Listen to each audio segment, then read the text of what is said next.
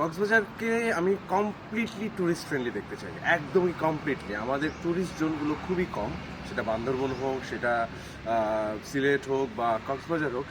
আমার কথা হচ্ছে ট্যুরিস্ট প্লেসকে ট্যুরিস্ট ফ্রেন্ডলি করতে হবে। সো কক্সবাজার আমি কমপ্লিটলি একটা ট্যুরিস্ট ফ্রেন্ডলি প্লেস দেখতে চাই, যাতে করে মানুষের যে বিনোদনের জায়গা, মানুষের যে এন্টারটেইনমেন্ট, মানুষ যে রিক্রিয়েশনের জন্য জায়গাগুলোতে ঘুরতে আসে, ট্যুরিস্ট ফ্রেন্ডলি না হলে ট্যুরিস্টরা এখানে আসতে আগ্রহ বোধ করবে না।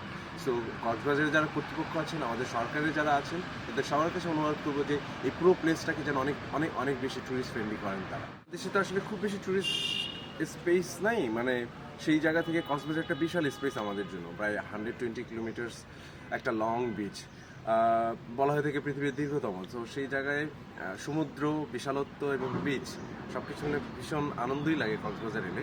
এবং সমুদ্রের মাঝে, এই বিশালত্বের মাঝে নিজেকে দেখতে ভালো লাগে বা ওই সময়টা কাটাতে ভালো লাগে। কক্সবাজার লাইফকে ধন্যবাদ, তারা কক্সবাজারের ট্যুরিস্ট ফ্রেন্ডলি জোনের সাথে অনেকভাবে কাজ করে যাচ্ছেন। আশা করছি তারা ভবিষ্যতে কাজগুলো করে যাবেন।